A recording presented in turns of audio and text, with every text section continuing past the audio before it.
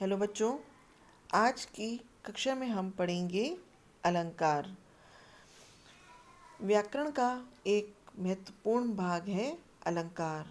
अलंकार का अर्थ होता है आभूषण, अर्थात सुंदरता बढ़ाने के लिए प्रयुक्त होने वाले वह साधन जो सौंदर्य में चार चांद लगा देते हैं। कविगण कविता रूपी कामनी की शोभा बढ़ाने के लिए अलंकार का प्रयोग करते हैं। तो इस प्रकार अलंकार के द्वारा काव्य की शोभा बढ़ाई जाती है। अलंकार के दो भेद होते हैं, शब्दालंकार और अर्थालंकार। शब्दालंकार वह अलंकार होते हैं जो काव्य में शब्दों के माध्यम से काव्य की सौंदर्य की वृद्धि करते हैं। इस अलंकार में एक बात रखने वाली ये है कि शब्दालंकार में शब्द विशेष के कारण सौंदर्य उत्पन्न होता है।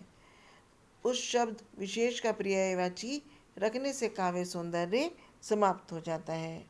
जैसे कनक कनकते सोगुनी मादकता अधिकाए। शब्दालंकार के तीन भेद हैं, अनुप्रास अलंकार, यमक अलंकार और श्लेष अलंकार।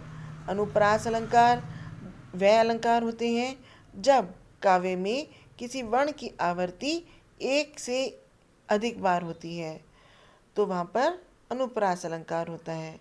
जैसे तरन तनुजा तट तमाल तरुवर बहु छाए, यहाँ पर ता वर्ण की आवृत्ति के कारण अनुप्रास अलंकार है। इसके पश्चात हम देखते हैं यमक अलंकार किसे कहते हैं। जब काव्य में कोई शब्द एक से अधिक बार आता है तो उसका अर्थ अलग अलग हो, वहाँ पर यमक अलंकार होता है।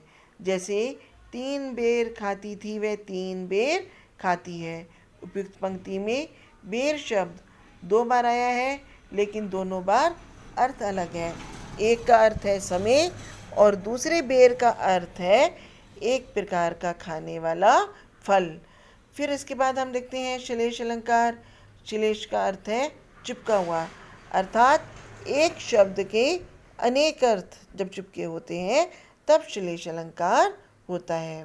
काव्य में कोई शब्द ऐसा आए जिसके कई अर्थ होते हैं तो वह श्लेष अलंकार होगा। जैसे मंगन को देख पट देती है बार बार। यहाँ पर पट शब्द के दो अर्थ हैं, एक वस्त्र और दूसरा किवाड़। Thank you.